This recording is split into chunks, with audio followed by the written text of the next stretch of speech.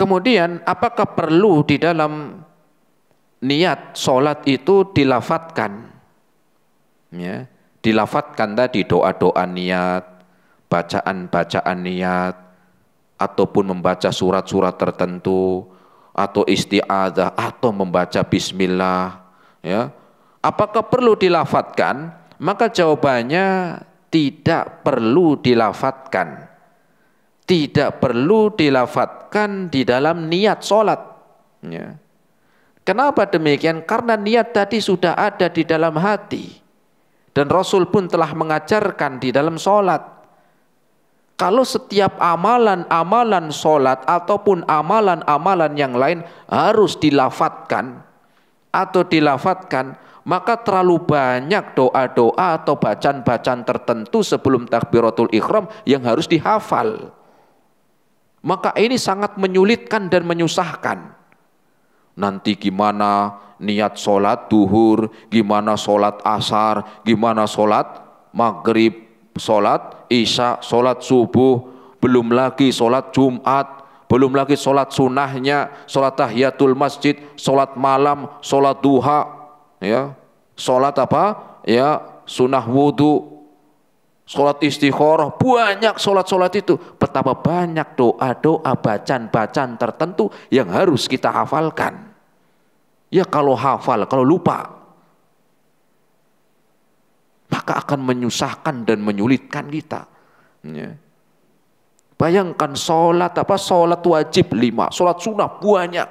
Belum sholat Idul Fitri, belum sholat Idul Adha. Ya.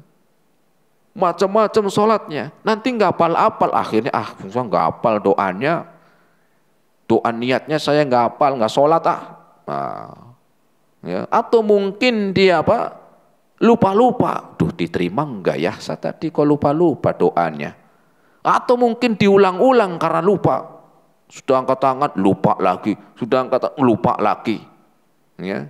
Ini menjadikan orang itu was-was.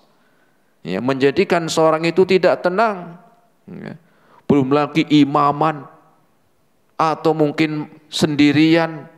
Ya. Ini akan menyusahkan. Bahkan ada orang yang akhirnya ya, dia meninggalkan sholat karena nggak hafal-hafal. Ya. Pernah saya kisahkan ada seorang mu'allaf, ya, seorang mu'allaf yang belum lama masuk Islam, kurang lebih waktu itu 2 bulanan, ya. Tapi kita melihat kok nggak sholat. Pernah suatu ketika kita tanya, Pak, kok jenengan udah masuk Islam, ayo Pak sholat ke masjid. Jawabannya apa? Lah gimana Mas? Saya belum hafal. Hafal apa? Hafal doa niatnya sebelum sholat, bacaan niat sebelum sholatnya. Ya. Sudah nggak apa-apa, langsung aja sholat, imam takbir ikut takbir. Kata dia apa? Gimana Mas, saya diajarin sama ono katanya suruh ngapalin itu dulu.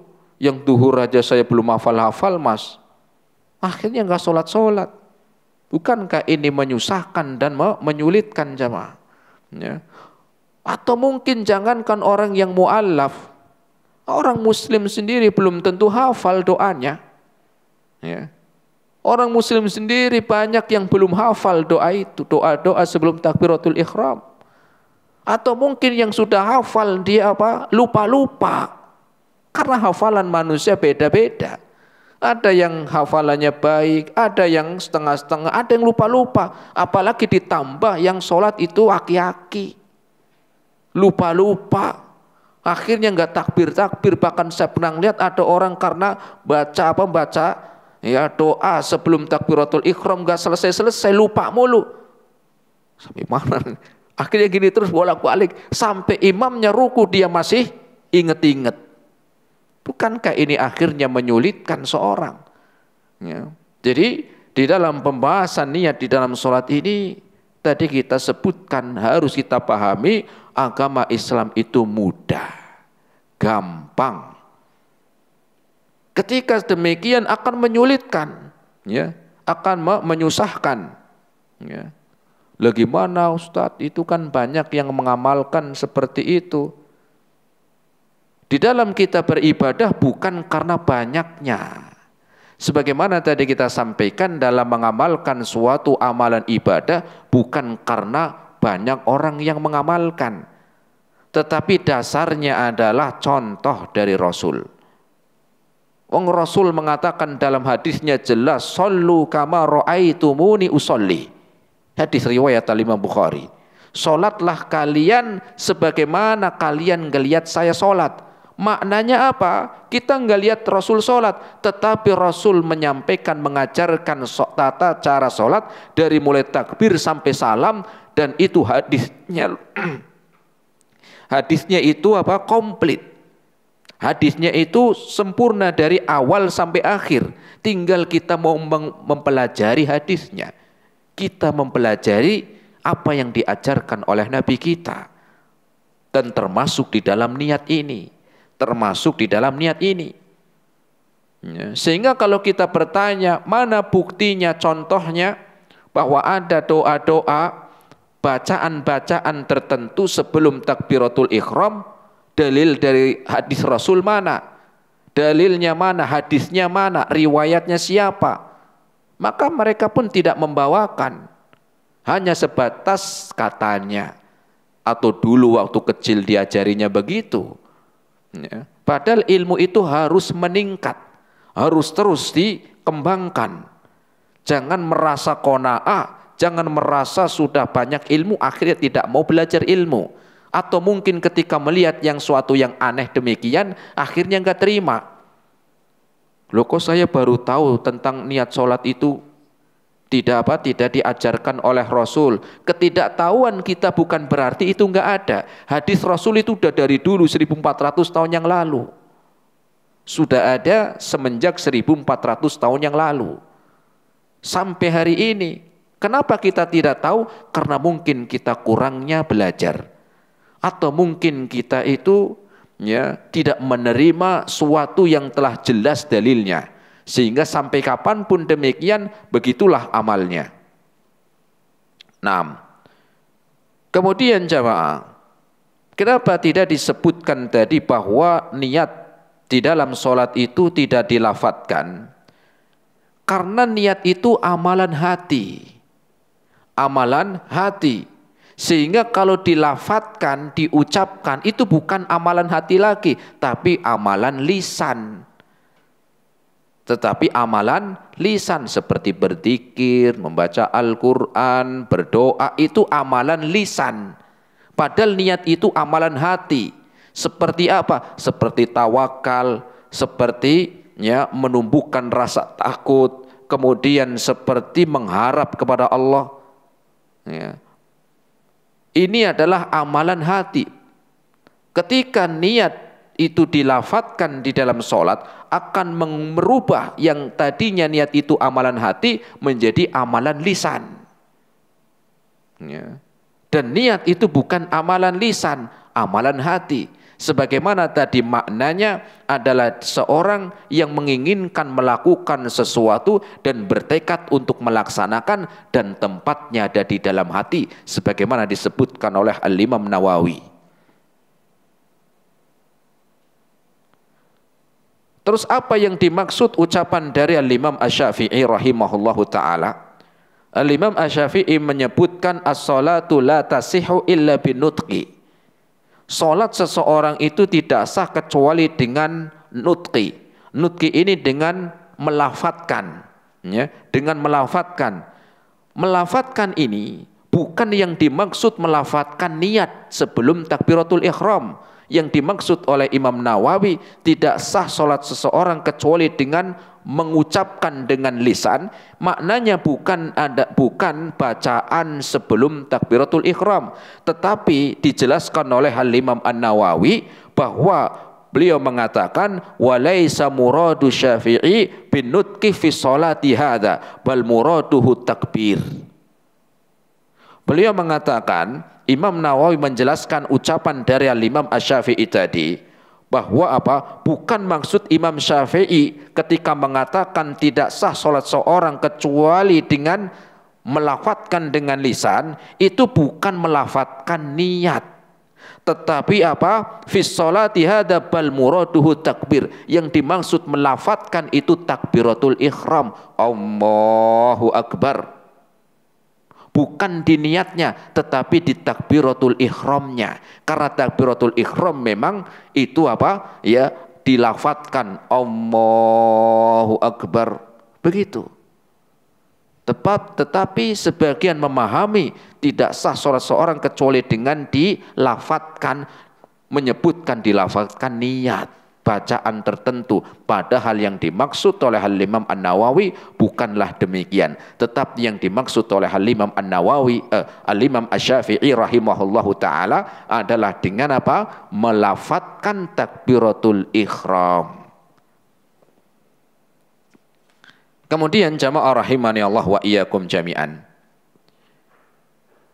Kenapa kita tadi sebutkan bahwa niat di dalam sholat tidak dilafadzkan, tidak dibaca, dilafadzkan sebelum takbiratul ihram? Karena ini tidak sesuai dengan contoh Rasul. Tidak sesuai dengan contoh Rasul sallallahu alaihi wasallam tadi yang kita bawakan hadis yang pertama. Ya, tsumastaqbalil qiblata fakabbir. Kemudian kalau engkau akan mendirikan solat, maka menghadaplah kiblat, kemudian takbir. Satu. Hadis yang kedua riwayat Imam Muslim.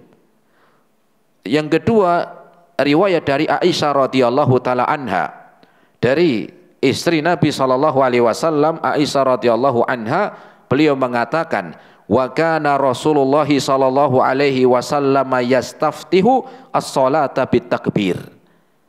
Kata istrinya, beliau mengatakan Rasul sallallahu alaihi wasallam memulai salatnya dengan takbiratul ihram. Tidak ada bacaan tertentu sebelum takbiratul ihram. Wa kana Nabi sallallahu alaihi wasallam yastaftihu salata bitakbir. Hadis riwayat Imam Muslim. Rasul sallallahu alaihi wasallam salat memulai dengan takbiratul ihram, langsung Allahu akbar, mulai salat dengan takbir. Ya. Kemudian juga dalam riwayat yang lain dari sahabat Abdullah bin Umar, dari sahabat Abdullah bin Umar Ibnul Khattab radhiyallahu taala anhuma, beliau mengatakan, ra'aitun nabiyya sallallahu alaihi wasallam iftataha takbira fis shalah fa rafa'a yadayhi.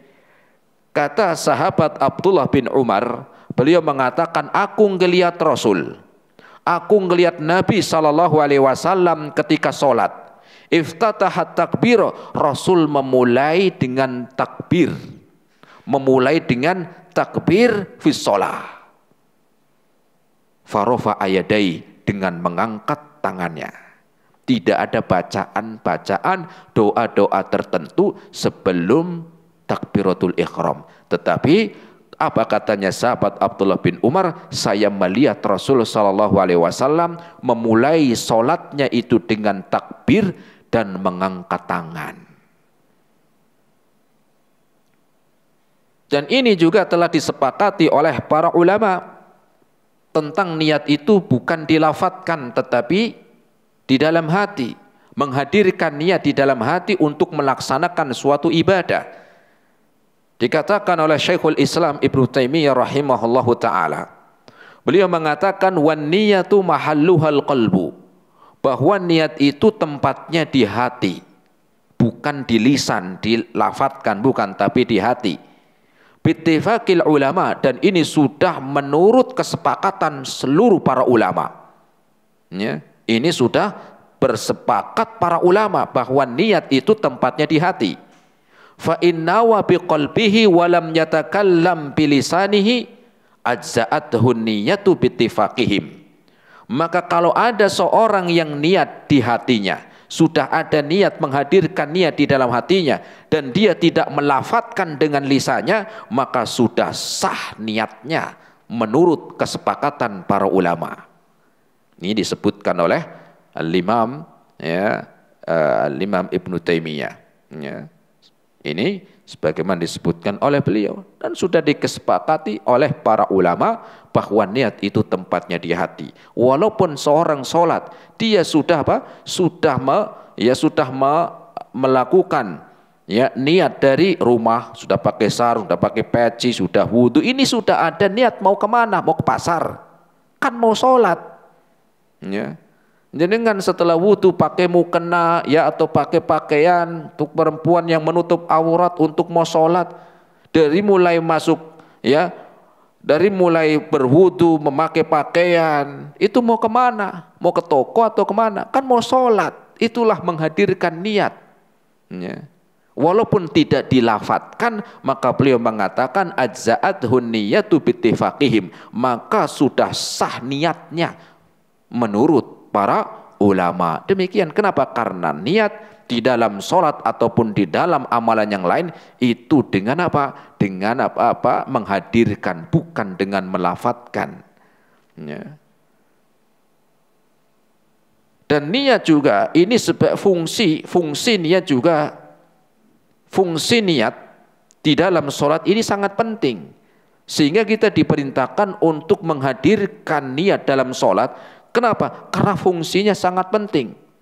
Apa diantaranya? Untuk membedakan antara ibadah dengan ibadah yang lain. Contoh, bahwa niat itu sebagai pembeda antara ibadah-ibadah.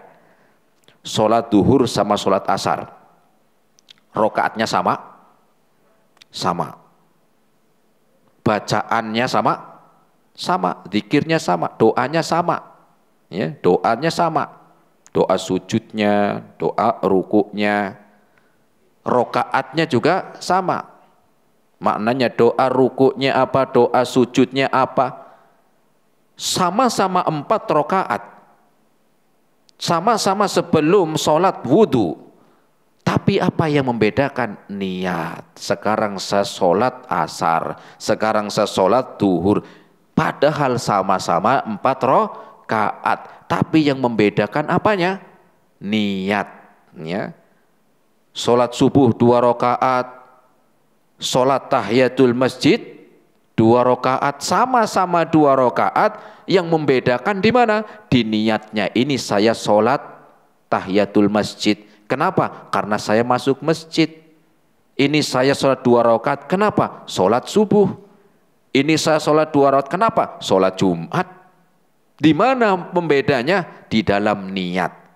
Ya, ini yang pertama, pentingnya niat di dalam sholat. Agar apa? Agar sebagai pembeda satu ibadah dengan ibadah yang lain. Sama-sama mengeluarkan uang. Sama-sama mengeluarkan uang. Yang A mengeluarkan uang, niatnya bayar utang. Yang B mengeluarkan uang, niatnya ini uang zakat. Sama-sama mengeluarkan uang. Apa yang membedakan? Niatnya. Uangnya yang dikeluarkan juga sama, 100.000, 200.000. Yang dikasih juga orangnya sama. Ya. Terus yang membedakan apa? Niat. Ya. Padahal sama-sama nominalnya, yang dikasih juga sama. Itulah niat, membedakan antara amal dengan, membedakan antara ibadah dengan ibadah yang lain. Ya, antara ibadah dengan ibadah yang lain. Ya. Kemudian juga pentingnya niat di dalam sholat agar membedakan atau sebagai pembeda tujuan sholat. Saya ulangi, fungsi niat yang kedua, pentingnya niat di dalam sholat yang kedua adalah sebagai pembeda tujuannya. Karena ada orang yang sama-sama sholat duhur, sama-sama sholat asar, sama-sama sholat isya, tetapi niatnya beda, tujuannya beda. Yang A tujuannya biar dapat pahala, biar masuk surga, biar ini bentuk ketaatan, ini perintah Allah. Yang B enggak, sholat isya, sholat duhur, sholat apalagi sholat asar, sholat duhur, sholat isya, niatnya beda, tujuannya beda. Apa? Karena tujuannya nanti kalau nyalek dipilih. Karena saya sholat biar dikatakan sebagai agamis. Ya. Sholat kenapa Pak? Ya gimana ya, karena ini saya mumpung lagi wayah-wayah ya pencalonan. Biar orang tahu bahwa saya itu agamis, makanya saya ikut sholat. Maka sholatnya ini tujuannya bukan apa? Bukan ikhlas karena Allah, bukan meniatkan di dalam ibadah menghadirkan niat karena Allah, tetapi karena biar dipilih, biar dicoblos, biar apa lagi? Ya, biar dipuji, macam-macam. Padahal sama-sama sholat, sehingga itulah pembeda di dalam niat. Apanya? Yaitu pembeda yang pertama adalah pembeda antara satu ibadah dengan ibadah yang lain. Yang kedua adalah fungsi niat sebagai pembeda tujuan. Sama-sama orang keluarin uang. Yang satu niatnya sedekah, dia tidak mengharapkan apa-apa, ngasihnya juga sama 300.000. Yang kedua enggak, ngasih 300.000 tapi niatnya bukan sedekah. Niatnya itu apa? Niatnya nanti jangan lupa udah dikasih amplop. Apa Pak? Lihat muka saya. Kenapa Pak? Coblos. Ini contoh ya, sebagai apa? Contoh bahwa tidak setiap amalan yang fisiknya sama, modelnya sama, tujuannya sama. Sama-sama ngaji ke sini, belajar, berangkat tadi dari rumah jam 3. Berangkat jam 2, berangkat setengah 4, sama-sama dengerin pengajian, tapi belum tentu niatnya sama. Yang satu niatnya memang karena pengen tahu, belajar tata cara sholat yang benar sesuai tuntunan Nabi SAW. Yang kedua enggak, tujuannya apa? Nyari teman. Sama-sama dengerin pengajian, sama-sama ngikutin pengajian dari awal sampai akhir, tapi niatnya apa? Nyari teman. Ya. Sehingga amalan yang sama belum tentu hasilnya sama. Kenapa? Yang membedakan niatnya. Sama-sama berangkat menuju masjid mau sholat berjamaah. Yang satu niatnya karena memang ini pengen dapat pahala, pengen mendapatkan kebaikan balasan dari Allah. Yang kedua enggak, karena nanti niatnya kalau pulang nuker sendal. Datang nggak pakai sendal, pulangnya cari yang bagus. Datang sendalnya selen, pulang ya ganti apa? Ganti yang bagus. Ya, ambil yang baik-baik, tinggalkan yang buruk-buruk, begitu. Ya, ambil yang akhirnya buat dipraktekkan, ngambil sendal orang.